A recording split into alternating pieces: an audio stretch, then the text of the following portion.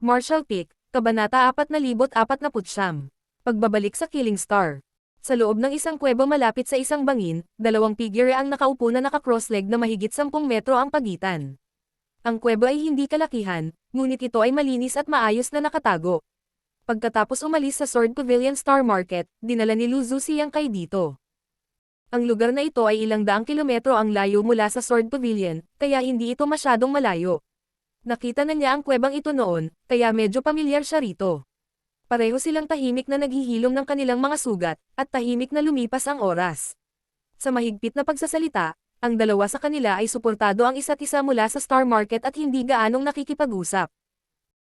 Hindi tinanong ni Yang Kai si Lu Zhu kung bakit niya ginawa ito, ni hindi niya sinamantala ang pagkakataong atakihin siya, ni hindi niya intensyon na maghayganti.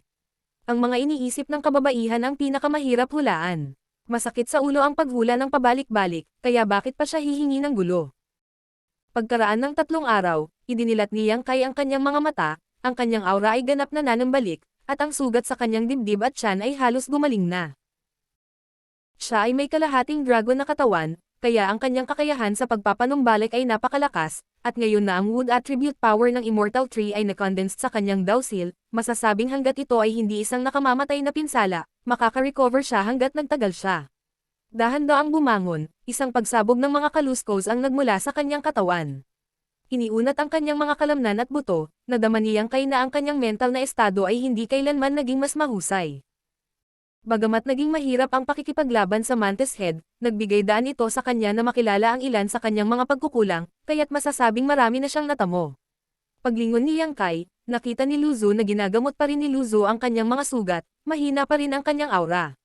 Ang kanyang mga sugat ay hindi napakadaling gumaling, at ang mga epekto ng pagkasunog ng Golden Crow True Fire ay hindi mabubure sa maikling panahon. Dahan-daang umiling, si Yang Kai ay wala ng pagnanais na patayin ang babaeng ito.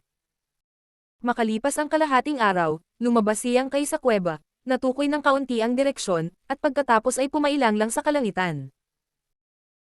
Pagkaraan ng 3 araw, iminulat ni Lu Zhu ang kanyang mga mata at tumingin sa paligid, nalaman lamang na siya na lang ang naiwan dito, si Yang Kai ay wala kahit saan. Gayunpaman, bagamat umalis na si Yang Kai, napagtanto niya na may ilang simpleng spirit array na nakaayos sa kuwebang ito, na may epekto ng pagtatago ng aura ng isang tao at pagtatago ng kinaroroonan ng isang tao. Ang mga simpleng spirit array na ito ay walang alinlangan na iniwan ni Yang Kai bago siya umalis. Pagkaraan ng ilang sandali na titig na walang laman, muling ipinikit ni Lu Zhu ang kanyang mga mata at inayos ang kanyang paghinga. Sa labas ng Red Star City, isang stream ng liwanag ang pumutol sa kalangitan at lumusot pababa. Laking gulat ng mga alagad na responsable sa pagsubaybay sa mga galaw sa lahat ng direksyon at pagbabantay sa Star Market Array nang makita nila ito. Nang i-activate na nila ang array, bigla nilang nalaman na ang taong sumugod ay si Yang Kai. Ilang sandali, nanlamig ang kanilang mga kamay at paa at sila ay nanlamig sa lugar. Itong mamamatay tao na bituin ay nagbalik. Dati, sa labas ng Star Market, nag-iisang sinira ni Yang Kai ang Sword Pavilion Sword Array at sinira si Lei Guang. 10,000 tao sa Star Market ang nakasaksi nito. Paanong hindi nila siya makikilala? Ang mga pinuno ng G-Star Sect ay nabulag ng kasakiman at iniwan si Yang Kai sa oras ng krisis. Walang alinlangan, labis silang nasaktan sa kanya. Bago ito, ang mga disipulo ng G-Star Sect ay mas nabalisa. Marami sa kanila ang natakot na si Yang Kai ay makipag-ayos sa kanila, kaya tahimik silang umalis sa G-Star Sect at tumakas para sa kanilang buhay.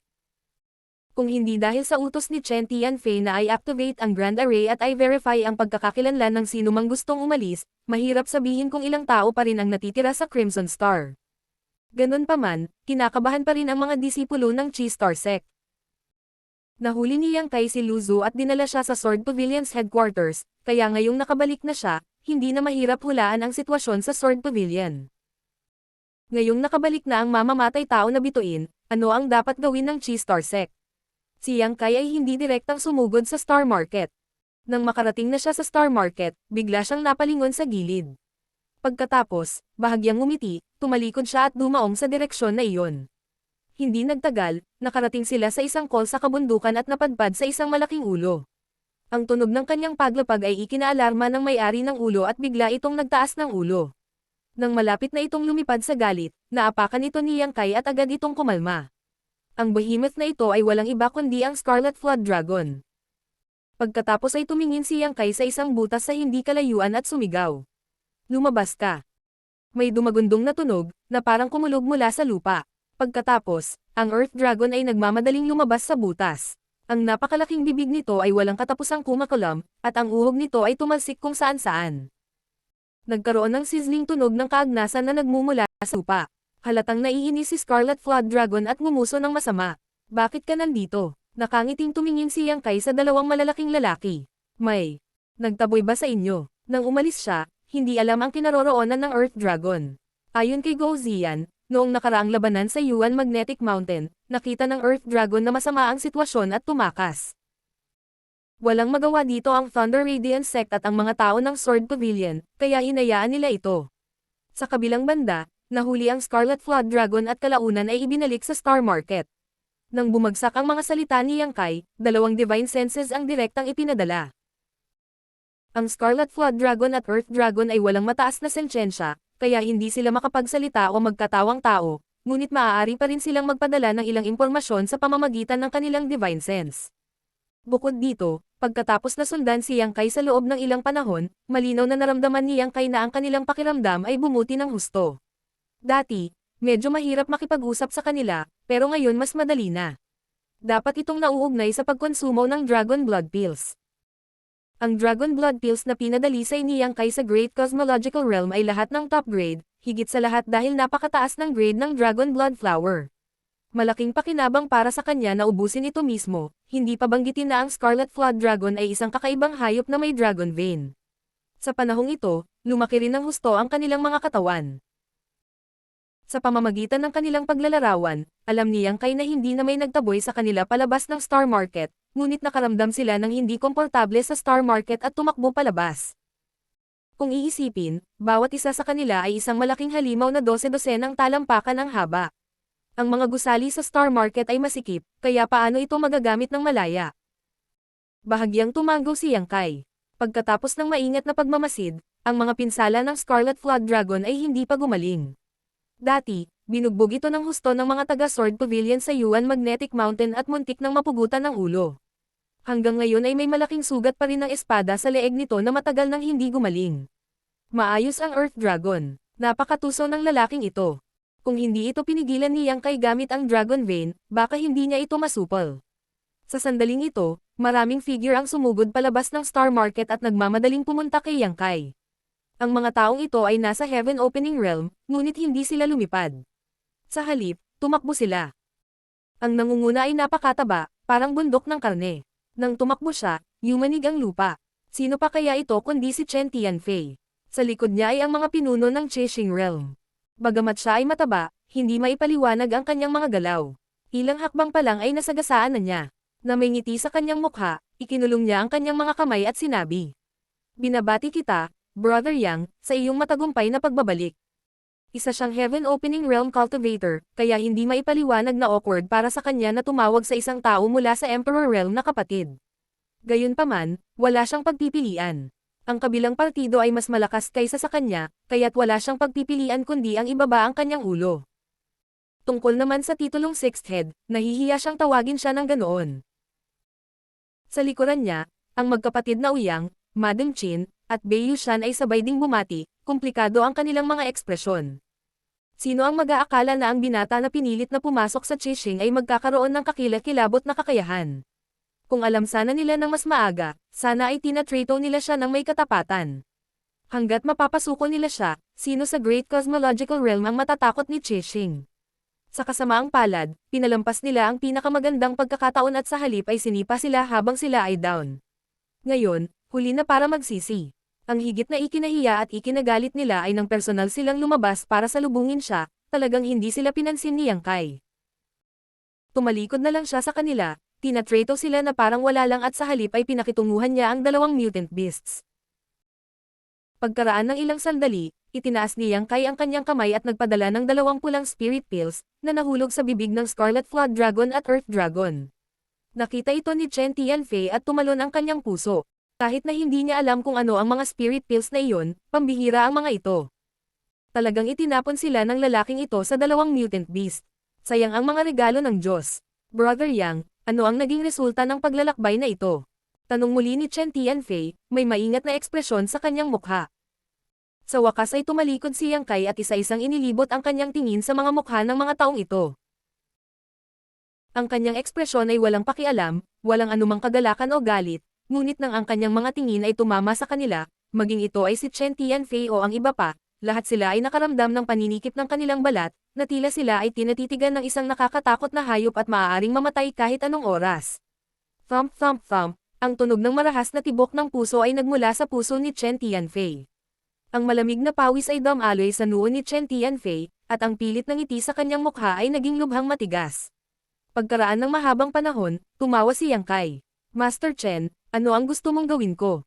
Ito marahil ang pinaka-nababahala ni Chixing. Kung talagang kayang lipulin ni Yang Kai ang Sword Pavilion ng mag-isa, walang sinuman sa Great Cosmological Realm ang magiging kalaban niya.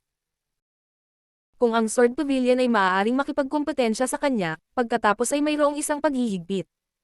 Gayunpaman, hindi nila akalain na si Yang Kai ay walang anumang pakikipag-ugnayan sa Sword Pavilion. Sa halip, nakipag-away siya sa Mantis Head. Nang marinig ang retorikang tanong ni Yang Kai, ngumiti si Chen Tianfei ng alanganin. Siyempre gusto kong hindi magagapi si Brother Yang at manalo sa bawat laban. Haha, hindi nagkomento si Yang Kai. Sino ang maniniwala sa kanya? Tinatamad na siyang magsalita pa. Humakbang siya at nakarating sa Star Market. Sa isang hakbang, nakarating na siya sa kanyang mansyon. Ang Chixing at ang iba pang mga masters ay naiwang nanginginig sa malamig na hangin, nakaramdam ng lamig sa kanilang likod. Biglang nakabawi si Chen Tianfei at nagmamadaling hinabol siya. Brother Yang, Brother Yang. Pareho siyang nagulat at natuwa. Nagulat siya na bumalik na talaga si Yang Kai. Bagamat hindi niya alam kung paano ang labanan sa pagitan niya at ng Sword Pavilion, dahil nakabalik na siya, hindi dapat magsaya ang Sword Pavilion. Natuwa siya na hindi sila pinatay ni Yang Kai sa sandaling bumalik siya, na nangangahulugang walang intensyon si Yang Kai na patayin sila. Kung hindi, sa kanyang pagiging mamamatay tao, paano siya magpapakita ng awa? Gayunpaman, bagamat hindi niya pinatay ang mga ito, hindi ito nangangahulugan na handa na siyang bitawan ang nakaraan. Kailangang bigyan siya ng kasiyahan ng panig ng Chixing. Si Chen Tianfei ay hindi nang ahas na maging pabaya. Inilagay ng master ang pasanin ng kaligtasan ng Chixing sa kanya. Kung hindi siya gumawa ng magandang trabaho, ang pagkawasak ng Chixing ay sandali lamang. Sa mansyon, itinulak ni Yang Kai ang pinto at pumasok. Agad na tumingin ang 12-12 ng pares ng mga mata, lahat sila ay hindi maipaliwanag na nasa sabik. Bumalik na si Young Master. Ngumiti si Yuhi at yumuko ng maganda, na parabang isa talaga siyang katulong. Mahirap isipin na ang babaeng ito ay isang 5th grade Heaven Opening Realm. Martial Peak, Kabanata 4050. Masyadong mabigat ang hangarin sa pagpatay. Naz-anay na si Yang Kai sa kanya at bahagyang tumanggo. Brother Yang, si Meng Hong at ang iba ay nakakuyom ng kanilang mga kamao bilang lunas. Ang hamak na ito ay bumabati sa master. Umalangaw-ngaw ang boses ni Guo Ziyan, at ang mahigit 30 tao sa likod niya ay sabay-sabay na ikinuyom ang kanilang mga kamao. Pagbati, Master, maligayang pagbabalik, Master. Lahat sila ay puno ng lakas, at ang kanilang mga boses ay puno ng paggalang at paghanga. Wala silang pipilian kundi humanga sa kanya. Ilang araw na ang nakalipas, hindi nila akalain na ang isang tao sa Emperor Realm ay makakagawa ng hindi maisip na bagay. Bukod kay Guo Ziyan, na nasa 2nd grade, ang iba pa sa kanila ay mula sa Emperor Realm. Ang nakita nila noong araw na iyon ay naging totem na ang binatang ito sa kanilang harapan na kanilang sinasamba sa kanilang mga puso. Hindi na kailangang maging magalang. Bumangon ka. Itinaas ni Yang Kai ang kanyang kamay. Tumayo si Guo Ziyan at ang iba pa. Kinagat ni Yuhi ang labi niya at ngumiti. Young Master, mangyaring malaman na si Commander Guo ay nagbitiw na sa kanyang posisyon bilang Great Commander ng Crimson Star. Ngayon, ang mga taong ito ay hindi na mga tao ni Crimson Star. Nag-resign siya sa kanyang posisyon bilang Great Commander. Sinulyapan ni Yang Kai si Guo Ziyan at ang grupo sa likod niya at tumanggo. Mabuti naman at nag-resign siya. Ano ang plano mong gawin sa hinaharap? Ikinulong ni Guo Ziyan ang kanyang mga kamao at sinabi sa malalim na boses. Ang hamak na ito ay handang sumunod sa master at maglingkod sa master ng buong lakas. Handa kaming sumunod sa master at maglingkod sa master. Sabay-sabay na sabi ng lahat. Tahimik na naunawaan ni Yang Kai. Alam niya na ang labanan sa araw na iyon ay namarkahan na sila bilang kanyang mga tao. Kahit na sino ang nakakita, sila ay kanyang mga tao. Malamang na hindi maglalakas loob ang Crimson Star na panatilihin ang mga ito, kaya naman madali nilang iwan ang Crimson Star. Kung hindi, paano pahihintulutan ni Crimson Star ang kanilang mga alagad na kumalas? Hindi masama ang karakter ni Guo Ziyan. Noong araw na iyon sa Yuan Magnetic Mountain, hindi siya nagpatinag sa pamimilit ni Lei Guang. Sa halip, handa siyang mabuhay at mamatay kasama si Yang Kai, na nagpakita na siya ay isang mapagkakatiwalaan at kapaki-pakinabang na tao. Kaya lang medyo kulang ang kanyang cultivation base, sa second grade Heaven Opening Realm. Kahit na siya ay bumuti sa hinaharap, siya ay nasa 4th grade. Higit pa rito, talagang kailangan ni Yang Kai ng ilang mga nasasakupan upang harapin ang ilang mga gawain, kaya't tumango siya at sinabing, "Mabuti, dahil iyon ang kaso, pagkatapos ay susundan mo ako sa hinaharap. Wala akong masisigurong iba pa, ngunit hanggat matapat ka, hindi kita bibitawan." Nabuhayan ang loob ng lahat at napasigaw silang lahat. "Salamat, Master." Tuwang-tuwa ang lahat. Sa proteksyon ng isang dakilang Diyos tulad ni Yang Kai, tataas din ang kanilang katayuan sa Great Cosmological Realm. Sino ang kailangan nilang katakutin sa hinaharap? Binabati kita, Commander Guo. Natupad na rin sa wakas ang iyong hiling. Kinagat ni Yuhi ang labi niya at ngumiti. Medyo namumula ang matandang mukha ni Guo Ziyan, at namumula siya sa hiya habang sinasabi, "Miss Yuhi, pakiusap huwag mo akong pagtawanan. Sa hinaharap, kakailanganin ko pa rin ang iyong patnubay." Mas lalong ngumiti si Yuhi. Pagkatapos tumawa, naglabas si Yuhi ng space ring at ibinigay kay Yang Kai. "Ito ang mga gamit ng mga taong pinatay mo noon. Ipunan mo ang mga ito at ayusin para sa iyo." Kinuha ito ni Yang Kai, sinulyapan ito, at tahimik na inilagay. Medyo nagulat si Yuhi.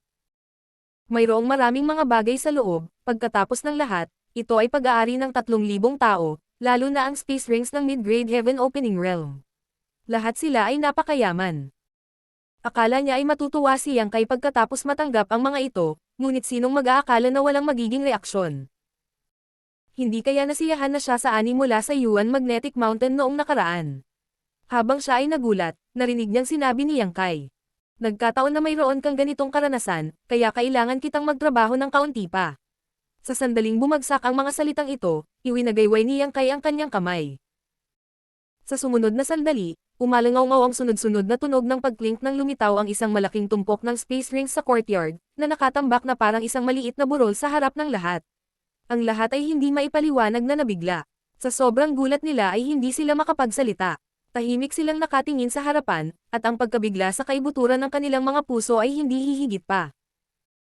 Ang mga space ring na nakatambak sa harap nila ay may bilang na 10,000, marahil 10,000 pa nga. Namutla ang mukha ni Yuhi habang nagtanong ito sa nanginginig na boses. "Young Master, ilang tao ang napatay mo?" Siya ay nasa bingit ng luha. Hindi ba't masyadong mabigat ang layunin ng pagpatay ng Young Master na ito? Paano niya napatay ang napakaraming tao sa isang paglalakbay sa punong tanggapan ng Sword Pavilion? Hindi nakakagulat na hindi nag-react si Yang Kai nang matanggap niya ang space rings. Iyon ay ang space rings ng 3,000 tao, ngunit mayroong 10,000 tao sa panig ni Yang Kai. Hindi naman sila magka-level, kaya paano siya magpapakita ng anumang reaksyon? Si Guo Ziyan at ang iba pa ay natulala din, matamlay ang kanilang mga ekspresyon. Tulad ng naisip ni Yuhi, ang bawat space ring ay kumakatawan sa isang buhay. 10,000 space ring ay katumbas ng 10,000 tao. 3 o 4 na araw lang nawala si Yang Kai, ngunit napakaraming tao ang namatay sa kanyang mga kamay. Isa pa, paanong may napakaraming tao sa Sword Pavilion para patayin niya? Bumilis ang tibok ng puso ng lahat. Naging napakamamamatay tao kaya ang master na ito kaya pinatay niya ang lahat sa Star City. Kung iyon ang kaso, kung gayon ito ay isang hindi kapanipaniwalang bagay. Medyo komplikado ang sitwasyon, ipapaliwanag ko sa iyo mamaya. Iwinagayway ni Yang Kai ang kanyang kamay at sumigaw. "Guo Ziyan, narito ang hamak na ito." Mataimtim na tugon ni Guo Ziyan, ang mabilis na tibok ng kanyang puso. Magsama ng ilang tao upang ayusin ang mga space ring dito at uriin ang mga ito tulad ng dati. Oo, tahimik na lumunok si Guo Ziyan. Mayroon silang ilang dosenang tao, kaya ang pag-aayos ng 10,000 space ring ay isang malaking proyekto. Aabutin ng hindi bababa sa 10 araw hanggang kalahating buwan. Sabi ni Meng Hong, "Tutulong din ako." Tumango si Yang Kai. "Kailangan kong problemayan si Brother Meng." Tumawa si Meng Hong. Masyadong seryoso si Brother Yang. Itong si Meng ay lubos na nagpapasalamat sa Sun's True Fire na ipinagkaloob mo sa akin. Ang walang kwentang bagay na ito ay hindi dapat banggitin. Iniwan sina Guo Ziyan, Meng Hong, at ang iba pa para ayusin ang space rings sa courtyard. Tinawag ni Yang Kai si Yuhi sa bulwagan. Hinahain siya ni Yuhi ng tsaa at kinakabahan siyang tiningnan. Eldest Young Master, anong nagyari? Hindi mo naman talagang kinatay na buong Star City, di ba? Ang pagpatay ng ilang tao ay hindi isang malaking bagay, ngunit kung talagang katayin ni Yang Kai ang isang buong Star City, ito ay magiging labis. Malamang na magsilang ito ng Heart Demon sa hinaharap at maging Demon Race. Paanong hindi siya kabahan? Paano ito posible? Hinawakan ni Yang Kai ang isang tasa ng tsaa at umupo sa isang upuan. Pumunta siya rito para manggulo sa Sword Pavilion, kaya kahit na talagang sumiklab ang away, hindi niya idadamay ang mga inosenteng tao, lalo pa ang pagpatay sa isang buong Star City. Sinabi ko sa'yo, medyo komplikado ang mga bagay. Anong nangyari? Hinimas-himas ni Yuhi ang kanyang balakang habang nakaupo ito sa upuan sa tabi niya. Sumimangot si Yang Kai at sinabing, bago ako pumunta, ang Star City ng Sword Pavilion ay natapakan ko sa lupa at lahat ay patay. Ang mga space ring na iyon ay pinulot ko lang. Kinuha. Hindi nakaimik si Yuhi. Napakabuti niya. Nakakuha siya ng libu-libong space ring sa isang biyahe, na isang malaking windfall. Mabilis niyang napagtanto ang kabigatan ng problema. Ang Star City ng Sword Pavilion ay natapakan sa lupa. Sino ang may ganoong kakayahan? Ang mga puwersa sa Star City ay hindi masyadong malakas, at ang Sword Pavilion ay itinuturing na pinakamakapangyarihan. Sino ang maaaring year-okan sila sa lupa? Isang beast tide. Marahan na bam-antong hininga si Yang Kai. Ito ay hindi isang simpleng beast tide. Ito ay naiiba sa mga nakatagpo natin noon. Hindi ko nakita ang partikular na sitwasyon, ngunit ang Pavilion Master ng Sword Pavilion ay namatay doon, at walang nakaligtas. Namatay din ang Pavilion Master ng Sword Pavilion. Talagang nabigla si Yuhi sa pagkakataong ito. Alam din niya na ang Pavilion Master ay isang 6th grade Heaven Opening Realm, at ang lakas nito ay mas malakas kaysa sa kanya. Kahanga-hangang talino ang gayong figure at maaaring ituring na isang first-rate figure sa iba't ibang Grotto Heavens at pinagpalang lupain. Gayunpaman, namatay siya sa Great Cosmological Realm. Gulat na tanong niya, paano mo nakilala ang Pavilion Master ng Sword Pavilion? Sinabi nga ni Luzo, kung hindi, paano ko siya makikilala? Ibinaba ni Yang Kai ang kanyang tasa at ngumiti ng makahulugan. Natatakot akong hindi mo maisip kung sino ang pumatay sa Pavilion Master ng Sword Pavilion. Tumingin si Yuhi sa kanya nang may pagtatanong, at si Yang Kai ay hindi nagpapigil sa kanya sa pag-aalinlangan, marahang naglabas ng ilang salita. Heavenly Moon Demon Spider. Biglang nagbago ang ekspresyon ni Yuhi, halatang alam niya kung ano ang kinakatawan ng isang Heavenly Moon Demon Spider. Ito ay isang ancient divine spirit. Ito ay isang pag-iral na nakatayo sa tuktok ng mundong ito, at tanging isang high-grade Heaven Opening Realm Master lamang ang makakalaban nito. Noong nangongolekta ako ng space ring sa Star Market, nakatagpo ako ng isang lalaki na may ulo ng isang praying mantis. Inihagis ni Yang Kai ang bangkay ng praying mantis habang nagsasalita siya. Nilinggan ni Yuhi ang kanyang ulo at nakitang walang ulo ang bangkay, at madilim na berde ang buong katawan nito. Ang dalawang braso nitong parang talon ay napakatalis, at ang mga buto ng binti nito ay nakabaligtad na may mga barb. Bagamat humanoid ito, napanatili nito ang malaking bahagi ng mga katangian ng Monster Beast. Hindi simple ang taong ito. Malubhang nasugatan ako sa kanya, at inabot ako ng 3 araw para makarecover. Pinitik ni Yang Kai ang kanyang mga daliri. Kaya kanyang saktan. Nagulat si Yuhi, na sinundan ng tingin ng hinala. Kakaiba, kung kaya kanyang saktan, dapat pambihira ang lakas niya. Bakit ganito pa rin siya? Dapat matagal na siyang nag-transform. Sobrang nagtataka din ako dito, kaya ibinalik ko siya para tingnan mo. Gaano ang alam mo tungkol sa Great Cosmological Realm? Mataimtim na umiling si Yuhi. Wala akong masyadong alam. Narinig ko lang na pinipigilan ng hamog ng Great Cosmological Realm ang universo, at walang pagbukas ng langit sa Great Cosmological Realm. Tanging ang mga naririto at nakaalis ng ligtas alam kung ano ang sitwasyon sa loob. Matapos mag-isip ng ilang sandali, nahulaan niya. Ang mga batas ng langit at lupa sa Great Cosmological Realm ay lubhang kakaiba.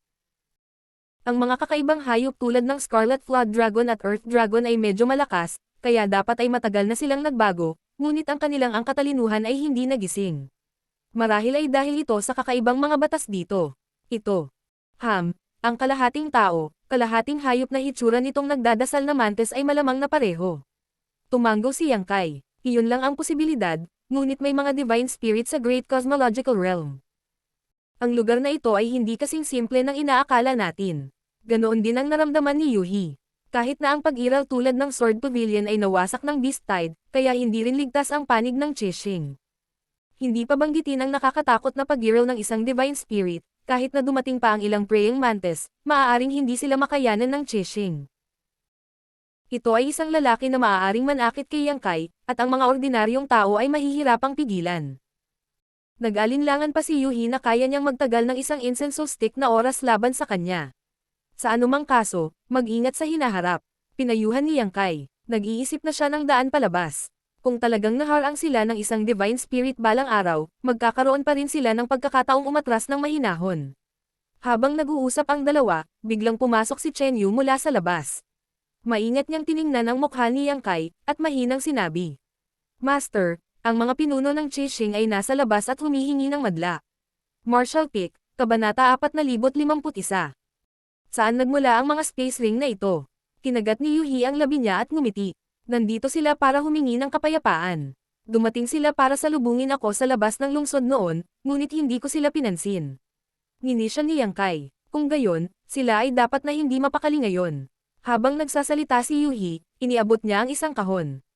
Pagkatapos mong umalis noong araw na iyon, pinangunahan ng master ng Qixing ang kanyang mga tauhan dito at ibinigay ito sa iyo. Gusto niyang sabihin ko ang magandang salita para sa iyo kapag bumalik ka. Ano ito? Sinulyapan ni Yang Kai ang kahon. Casual na sinabi ni Yuhi. Natatakot akong hindi mo ito nagustuhan. 3 set lang ito ng 5th grade materials. Tumanggo si Yang Kai, kinuha ang tasa ng tsaa, at humigop. Bumilis ang tibok ng puso ni Chen Yu nang marinig niya ito. 3 hanay ng mga materyales sa 5th grade.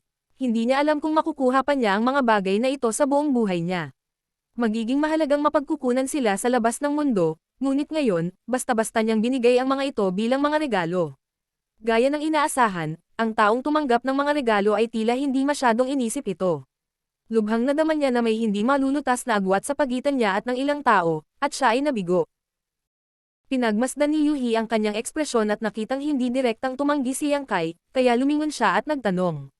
Sino pa ang nandito? Bamulong si Chen Yu. Narito ang master ng Qixing at ang iba pang mga masters. Nandito rin si Master Qixing, na minsang dumating. Si Yuhi ay tumango at tumingin kay Yang Kai, nagtanong. Master Qixing, gusto mo ba silang makita? Ibinaba ni Yang Kai ang kanyang teacup, tinapik ang kanyang damit, at ngumisi. Tingnan mo. Dahil nandito sila para magbigay ng mga benepisyo, bakit hindi mo sila makita? Hindi nakaimik si Yuhi. Alam niyang mawawalan ng malaking pera ang Qixing sa pagkakataong ito, ngunit hindi niya alam kung gaano kalupit ang iyang master na ito. Sa harap ng mansyon, hindi maganda ang hitsura ni Qixing at ng iba pang mga masters. Nabigyan na nila ng sapat na mukha si Yang Kai nang lumabas sila para salubungin siya, ngunit nabingi si Yang Kai sa kanila at tinapakan ang kanilang mukha. Kahit sino ay makaramdam ng kahihiyan. Iniisip ang nakakatakot na lakas ni Yang Kai, hindi sila nang ahas na magsabi ng kahit ano. Sa pagkakataong ito, sa pamumuno ni Master Qixing, sama-sama nilang hinabol siya, ngunit naiwan pa rin sila sa labas ng napakatagal. Ito ay talagang matatagalan. Great Master, kung ako ang tatanungin mo, pumasok na lang tayo. Hanggang kailan tayo tatayo dito at maghihintay? Sabi ni Bei Yushan sa humihinang boses. Ang pangunahing dahilan ay ang maraming tao na naglalakad pabalik-balik sa kalye. Kakaibang nakatingin sa kanila ang maraming tao kaya naman hindi siya komportable. Tumahimik ka. Tumalon sa takot si Chen Tianfei at nagmamadaling sumigaw. Gusto mo bang mamatay? Kahit na gusto mong mamatay, huwag mo kaming hilahin pababa kasama mo. Sa puso niya, gusto niyang sampilan hanggang mamatay ang walang utak na lalaking ito. Paano niya naisip ang ganoong bulok na ideya? Napakamot ng ulo si Bei Yushan. Hindi niya alam kung ano ang nasabi niyang mali. Si Chen Tianfei ay humakbang pasulong at bamulong sa Great Master. Nagpadala na kami ng mga tao palabas. Malalaman namin ang sitwasyon sa Sword Pavilion sa isang araw o dalawa. Great Master, mangyaring pasensyahan muna.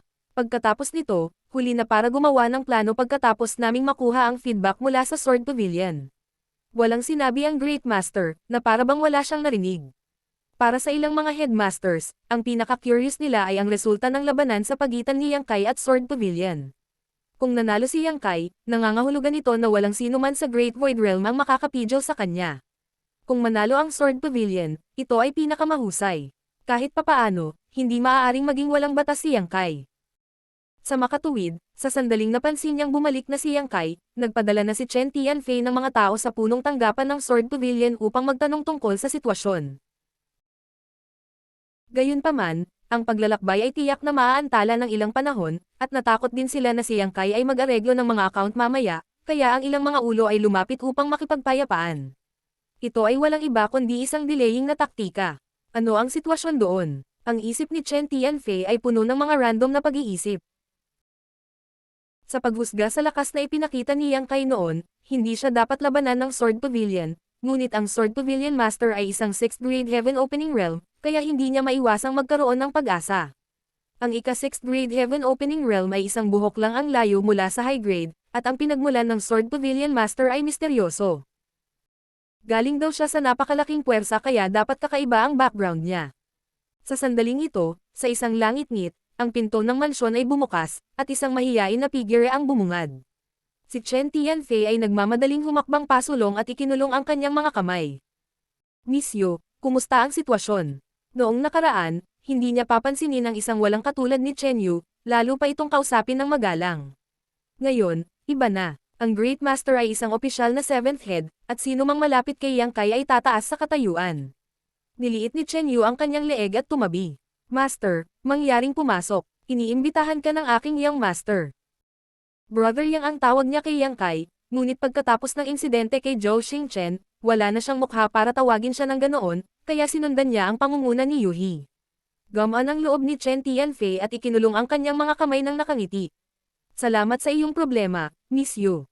Pagkasabi nito, lihim niyang isinuot ang isang space ring sa kanyang mga kamay. Si Chen Yu ay nahuli at may katangahang tinanggap ito, ngunit sa oras na siya ay nag-react, si Qixing at ang iba pang mga masters ay nawala na. Nakatitig ng blanco sa space ring sa kanyang kamay, kumurap si Chen Yu at hindi nagtagal ay napagtanto niya kung ano ang nangyayari. Sa pagwawalis nito gamit ang kanyang Divine Sense, nalaman niyang mayroong 3,000 Heaven Opening Pills sa loob, na naging sanhi ng pagtibok ng kanyang puso. Para sa sinumang master sa Emperor Realm, ang 3,000 Heaven Opening Pills ay isang malaking halaga ng mapagkukunan, ngunit nakatanggap siya ng napakalaking benepisyo sa pamamagitan lamang ng pagpasa ng isang mensahe. Mabilis na tumibok ang puso ni Chen Yu dahil ito ang unang pagkakataon na ginawa niya ang ganoong bagay. Pasulyap-sulyap sa paligid at kinumpirma na walang tao sa paligid, nahihiya niyang itinago ang space ring at isinara ang pinto. Si Qixing at ang iba pang mga masters ay pumasok sa mansyon at, sa ilalim ng gabay ni Chen Tianfei, lumakad patungo sa pangunahing bulwagan.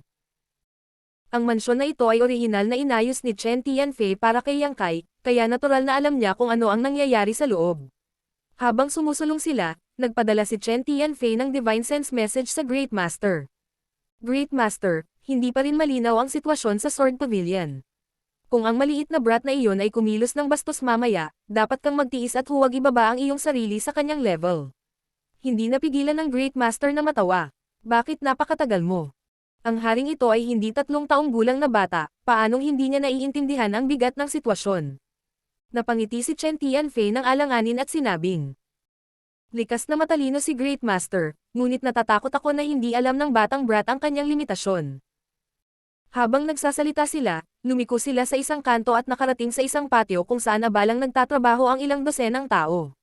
Ito ay walang iba kundi si Guo Ziyan at ang iba pa. Hindi alam ni Chen Tianfei kung ano ang pinagkakaabalahan nila, ngunit paminsan-minsan, may sumisigaw at sumisigaw, bawat isa sa kanila ay nagniningning sa tuwa, na parabang nakakuha sila ng malaking benepisyo. Taksil, nagmura si Chen Tianfei sa kanyang puso.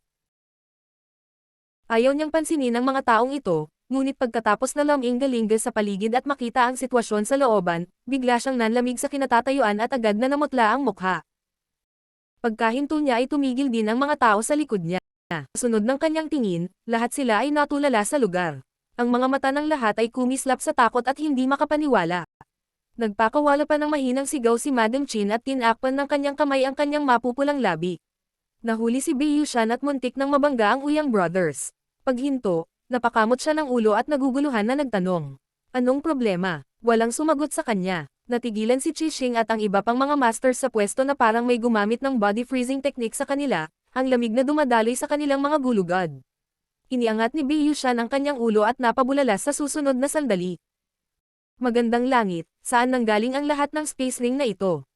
Ang patio ay napuno ng space rings, isa-isa. Imposibleng bilangin silang lahat, ngunit sa isang sulyap, mayroong hindi bababa sa 40,000 hanggang 50,000 space rings. Ang sigaw ay ikinaalarma ni Guo Ziyan at ang iba pa na abala sa kanilang trabaho. Pagtingala, nakita nila ang ilan sa mga masters ng Scarlet Star. Maging ang Great Master, na laging mailap, ay narito. Sa pag-iisip tungkol dito, naiintindihan nila kung ano ang nangyayari. Bagamat hindi sila mga disipulo ng Qixing ngayon at hindi na sila kailangang bigyang pansin, si Chen Tianfei at ang iba pa ay nakaipon ng napakalaking prestihiyo sa mahabang panahon.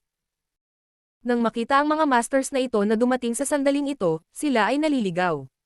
Si Gou Ziyan ang unang bumalik sa kanyang katinoan. Aniya sa malalim na boses. Huwag kang tatayo dyan, ituloy mo ang trabaho. Binigay sa atin ni Master ang bagay na ito dahil may tiwala siya sa atin. Huwag mo nang isipin na itago ito para sa iyong sarili. Kapag nalaman ko, huwag mo akong sisihin na hindi ko isinasaalang-alang ang ating kapatiran. Oo, sabay-sabay na tugon ng lahat bago mabilis na ibinaba ang kanilang mga ulo at nagpatuloy sa paggawa. Ang Great Master ay dahan-daang lumingon at iminuwestre si Chen Tianfei na may marangal na ekspresyon. Naunawaan ni Chen Tianfei at inilipat ang kanyang parang bola-bola na katawan sa dagat ng space rings, pagdating sa tabi ni Gou Ziyan at kinuyam ang kanyang mga kamaunang nakangiti. Great Commander Gou. Ayaw ni Gou Ziyan na magkaroon ng anumang kinalaman kay Chen Tianfei at sa iba pa, kung tutusin, umasa sila sa Qixing para maghanap buhay, ngunit ngayong dumating na ang kabilang partido sa kanyang harapan, magiging bastos kung hindi siya pansinin, kaya mabilis niyang binalikan ang pagbati. Master Chen, mayroon ka bang kailangan? Kung gusto mong makita ang aking master, dapat nasa guest hall si master. Ngumiti si Chen Tianfei at sinabing, pupunta ako mamaya, gusto ko lang itanong kung saan nanggaling itong space rings. Sinabi ni Gou Ziyan. Ibinalik sila ni Master mula sa Sword Pavilion. Sword Pavilion. Ang mga sulok ng bibig ni Chen Tianfei ay kumaibot habang siya ay tahimik na lumunok. Bagamat ayaw niyang maniwala, wala siyang pagpipilian kundi ang. Noong nakita niya ang mga space ring na ito noon, nakagawa na siya ng ilang mga hula, at ang mga salita ni Gou Ziyan ay walang alinlangan na nakumpirma ang kanyang iniisip. Tanging ang space rings ng isang Star City ang maaaring maglaman ng libo-libo nito. Kung ang isa ay mangolekta ng space rings ng cultivator sa Qixing Star City, malamang na magkakaroon sila ng halos parehong bilang. Ito ay talagang mga space ring mula sa Sword Pavilion. Ang isang space ring ay kumakatawan sa isang buhay, kaya 10,000 space ring ang kumakatawan sa libo-libong buhay. Ang maliit na brat na iyon ay pumunta upang patayin ang buong Star City ng Sword Pavilion. Hindi alam ni Chen Tianfei kung paano siya naglakad pabalik hanggang sa sumigaw ang Great Master. Noon lang siya nakabawi. Nakatingin sa Great Master na tulala, ang bibig ni Chen Tianfei ay kumikislap na parang may gustong sabihin, ngunit hindi siya makapagbitaw ng kahit isang salita. Sa pagkakataong ito, talagang natakot na siya. Dahil lang sa kanyang mga hinaing sa Sword Pavilion, ang brat na ito ay umalis na mag-isa at hindi lamang nakabalik na hindi nasaktan, ngunit nakapatay din siya ng isang buong Star City. Anong uri ng malupit na ibig sabihin, anong uri ng walang awa na ugali ito? Paano magalit ang gayong tao? Malamang na sinipal ng Qixing ang isang bakal na plato sa pagkakataong ito. Kung hindi siya mag-iingat, ang nangyari sa Sword Pavilion ay magiging bukas ng Qixing. Kung ang brat na ito ay makakapatay ng isang Star City, hindi niya iisipin na katayin ang pangalawa. Si Chen Tianfei ay nagkaroon pa ng pagnanasa na tumalikod at tumakbo ng malayo sa lugar na ito hanggat maaari. Gayunpaman, ang Great Master ay nanguna na, kaya't nakanganga na lamang siya at sumunod. Kung ito ay isang biyaya, ito ay hindi isang kalamidad, at kung ito ay isang kalamidad, ito ay hindi maiiwasan. Martial Peak, Kabanata 4052. Paghahanda para sa pinakamasama.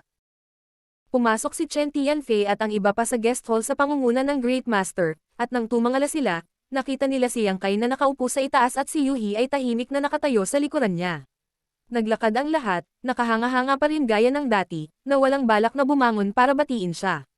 Walang nang ahas na magsabi ng kahit ano, dahil si Chen Tianfei at ang iba pa ay nabigla pa rin sa libo-libong space rings. Binati ni Qixing Zhao Baichuan si Lord Yang. Naikuyom ng Great Master ang kanyang mga kamao, at kahit na ang kanyang ekspresyon ay hindi alipin o mapagmataas, walang nakakaalam kung ano ang kanyang iniisip. Nagmamadali ding sumaludo ang lahat ng nasa likod niya. Tumangala si Yang Kai at nakitang hindi masyadong matanda ang Great Master na si Qixing, mukhang nasa katanghaliang gulang na lalaki na may gintong korona at isang python robe. Ito ang unang pagkakataon na nakilala niya ang Great Master. Narinig na niya noon mula kay Chen Tianfei na ang Great Master ay nag-iisa sa buong taon at tila sinusubukang makapasok sa 6th grade Heaven Opening Realm, ngunit hindi alam ni Yang Kai kung siya ay nagtagumpay. Gayunpaman, sa paghusga mula sa kanyang aura, dapat ay nasa malayo pa rin si Yang Kai.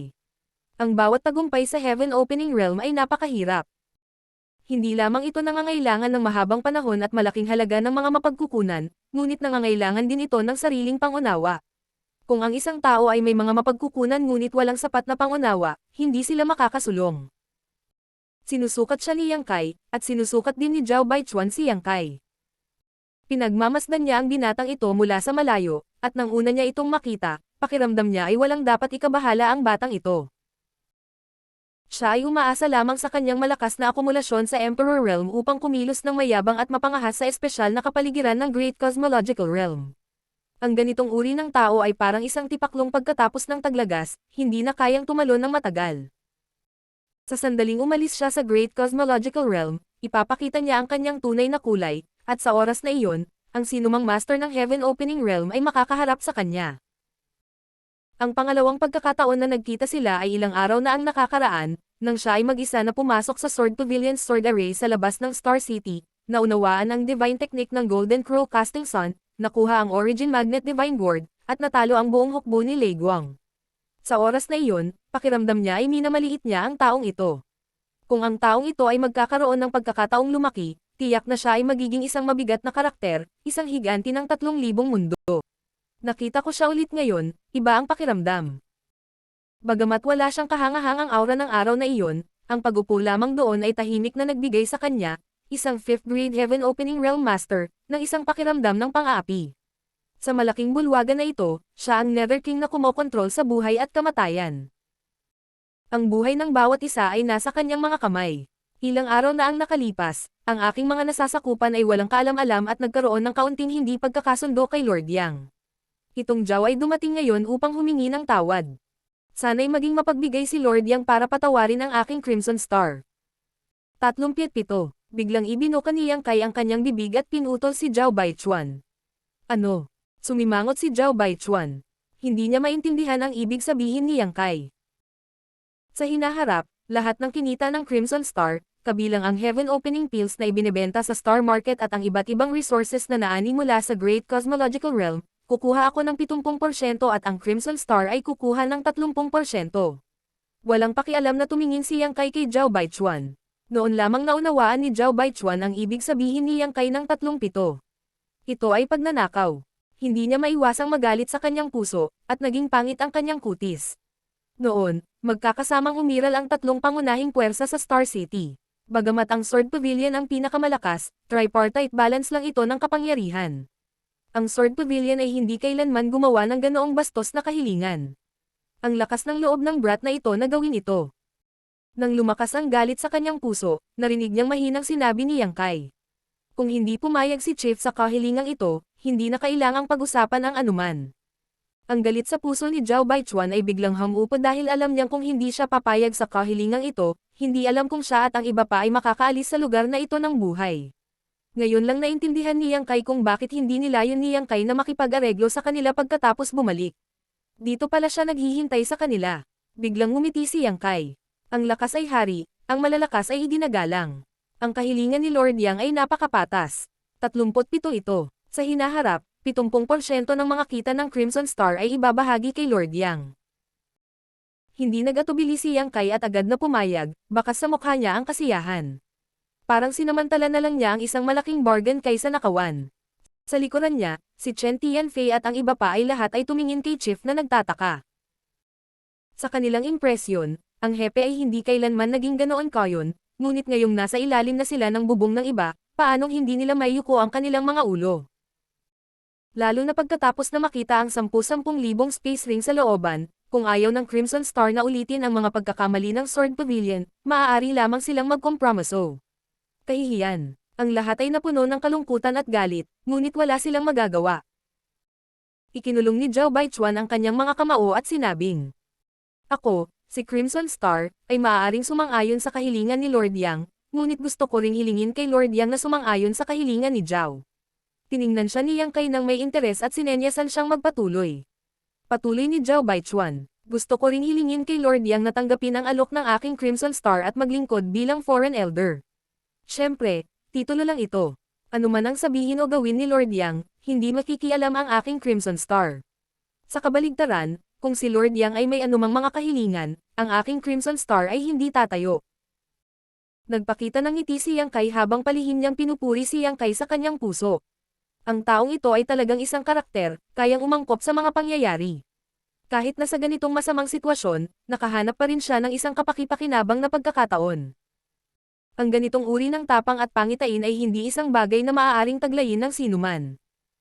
Ang dahilan kung bakit ang taong ito ay maaaring umupo ng matatag sa posisyon ng Crimson Star's Great Master ay tiyak na hindi lamang dahil sa kanyang sariling lakas. Sige, malumanay na tumanggo si Yang Kai. Tumawa si Zhao Baichuan. Ang salita ng isang ginoo ay kasing ganda ng isang latigo, kung gayon ito ay isang pakikitungo. Ito ay isang deal. Tumanggo si Yang Kai. Talagang prangka si Lord Yang. Itong Zhao na ito ay hindi makapaghintay na uminom at makipag-chat kay Lord Yang, ngunit tiyak na pagod si Lord Yang pagkatapos ng mahabang paglalakbay. Itong Zhao ay aalis muna at bibisita muli sa ibang araw. Taos-pusong sinabi ni Zhao Baichuan, na parabang itinuring niya si Yang Kai bilang isang tiwala at nagsisisi na hindi siya nakilala ng mas maaga. Itinagilid ni Yang Kai ang kanyang ulo at sinabing, Yuhi, ihatid mo ang mga bisita sa labas. Great Master, pakiusap, ngumiti si Yuhi at sumenyas. Matapos makita ang grupo ni Crimson Star, si Yuhi ay naglakad pabalik at tumingin kay Yang Kai nang may nagtataka kung bakit siya pumayag sa ganoong kahilingan. Bahagyang tinapik ni Yang Kai ang mesa at sinabi pagkaraan ng ilang sandali. Tungkol sa 70% ng kita ng Crimson Star, mangyaring tulungan ako at bantayan sila. Okay, masunuring tugon ni Yuhi. Bagamat napakalaki ng kanyang ani sa Yuan Magnetic Mountain, at nakakuha siya ng hindi mabilang na space rings mula sa pakikipaglaban sa Thunderlight Sword Pavilion sa pagkakataong ito, na isang malaking kapalaran para sa sinuman. Tiyak na sapat na para kay Yang Kai na gamitin para sa kanyang sariling paglilinang sa mahabang panahon, ngunit hindi niya nakalimutan na hindi siya nag-iisa. Sa Star Boundary, hindi pa rin mabilang ang mga taong naghihintay sa kanya. Kapag ang mga taong iyon ay dumating sa labas ng universo, ang kanilang pangangailangan para sa mga materyales ay magiging walang katapusang. Ngayong nagkaroon na siya ng magandang pagkakataon, natural na mas marami siyang naipon, mas maganda.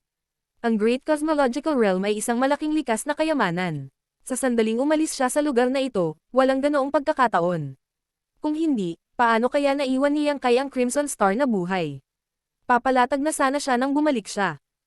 Sa pagtulong sa kanya ni Crimson Star na mangolekta ng mga materyales, maaaring maupo si Yang Kai at tamasahin ang mga bunga ng kanyang paggawa, kaya bakit hindi? Ano ang gusto mong itanong? Nag-isip sandali si Yang Kai bago biglang tumangala kay Yuhi. Walang kurap na nakatitig sa kanya ang babaeng ito. Halata namang naguguluhan siya. Hunord Elder, bakit ka pumayag sa kahilingan ni Zhao Baichuan? Naguguluhan si Yuhi. Sa tingin mo ba hindi ako dapat pumayag? Hindi ko lang alam kung ano ang iniisip mo. Natural, may mga dahilan ako. Bahagyang tinapik ni Yang Kai ang mesa. Kung hindi ako nagkakamali, tiyak na ikakalat ng Crimson Star ang balita. Sa ganitong paraan, mabilis na mapapalawak ang Crimson Star, at natural na magiging mas marami ang mga materyales na nakolekta. Hindi ito magiging masama para sa akin. Dahil lang dito. Napatingin si Yuhi sa kanya nang nagtataka. Ito ang unang pagkakataon na nalaman niya na ang lalaking ito ay sobrang gaaman. Sapat na ang mga materyales sa paglilinang, kaya ano ang silbi ng pagkakaroon ng napakarami? May isa pa, ang ekspresyon ni Yang Kai ay naging mataimtim.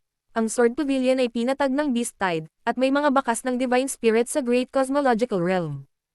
Sino ang nakakaalam kung ang lugar na ito ay bibisitahin ng mga Divine Spirit sa susunod? Kung ang lakas dito ay sapat na malakas, maaaring hindi imposibleng labanan ang mga Divine Spirits. Pinipigilan ng Great Cosmological Realm ang kapangyarihan ng Heaven Opening Realm, kaya ang Divine Spirits ay hindi makakapagbigay ng labis na lakas dito. Bigla na intindihan ni Yuhi. Kaya handa kang pahiram si Crimson Star sa iyong prestihiyo. Mataimtim na tumanggo si Yang Kai. Hindi ko alam kung kailan magsasara ang Great Cosmological Realm na ito, kaya kailangan kong maging handa. Pagkasabi nito, bigla niyang naisip ang isang tao. Saan nagpunta si Shuzin? Ang maliit na mataba ay naglaho pagkatapos bigyan siya ng Origin Magnetic Divine Gourd noong araw na iyon, at hindi naramdaman ni Yang Kai ang kanyang aura pagkatapos bumalik sa pagkakataong ito. Umiling si Yuhi. Ang mga disipulo ng Divine Cauldron Heaven ay pumupunta at umaalis na parang multo. Sino ang nakakaalam kung saan siya nagpunta, pero sa palagay ko nakakuha lang siya ng bagong 6th grade Yuan Magnetic Divine Stone, kaya dapat naghahanap siya ng lugar paikliin ang kapangyarihan ng metal element. Kawawa naman. Nakahinga ng maluwag si Yang Kai. Sa oras na iyon, hindi niya alam na ang sitwasyon sa Great Cosmological Realm ay kakaiba. Kung alam niya ng mas maaga, Nag-iwan siya ng paraan para makontak si Shuzin. Ang taong iyon ay isang talento sa paggawa ng artifact at tila may malalim na pag-unawa sa Tao of Spirit Arrays. Kung makakatulong siya sa pag-set up ng Spirit Array sa Star Market na ito, madaragdagan ang kanilang kaligtasan. Pero umalis siya ng walang palm, kaya mahirap hanapin siya ngayon. Habang nag-uusap ang dalawa, sumugod si Chen Yu. Master, may gustong makakita sa iyo. Sino ta? Sumimangot si Yang Kai, ngunit sa parehong oras, napaka-curious niya. Sa kanyang mabangis na reputasyon, si Chishing at ang iba pang mga masters ay napilitang lumapit at humingi ng tawad, kaya sino pa ang nangahas na lumapit sa kanya? Si Young Master Yin iyon mula sa Qingming Blessed Land. Sagot ni Chen Yu sa mahinang boses. Anong ginagawa niya dito? Sumimangot si Yang Kai at nagwalis gamit ang kanyang divine sense, kaagad na napansin na may ilang tao na nakatayo sa labas ng pinto. Sino pa kaya ito kundi ang lalaking iyon mula sa Qingming Blessed Land? Walang magandang impresyon si Yang Kai sa taong ito. Nang bumalik siya mula sa Yuan Magnetic Mountain, ang taong ito ay walang kahihiyang hiniling kay Yang Kai na paikop sa kanya. Si Yang Kai ay nag-iisa sa oras na iyon, at bagamat narinig niya ang kaguluhan, siya ay tamad na magbigay ng pansin. Nang maglaon, nang magsisimula na ang labanan sa labas ng Star Market, gustong samantalahin ng taong ito ang sitwasyon at pagbabantaan si Yang Kai, na sinasabi na hanggat sumusumit si Yang Kai, paprotektahan niya siya, ngunit hindi siya pinansin ni Yang Kai. Sinong mag-aakala na ang taong ito ay magiging parang dogskin paste na walang katapusan? Sa sandaling ito, ang binata na nagngangalang Yin sa labas ng pinto ay mayabang na nagsabi. Itong Young Master na may apelyidong Yang ay isa ring talento. Gusto lang ng Young Master na ito na tanggapin siya bilang isang utusan, ngunit ngayon ay tila maaari na siyang maging house guard. Kapag nakita mo siya mamaya, maging magalang ka ng kaunti. Mukhang hindi maganda ang ugali ng lalaking ito, kaya huwag mo siyang guluhin at baka mapatay ka. Hindi ka ililigtas ng Young Master na ito. Oo, susundin namin ang utos ni Young Master. Magalang na tumugon ang dalawang low-grade Heaven Opening Realm sa tabi niya.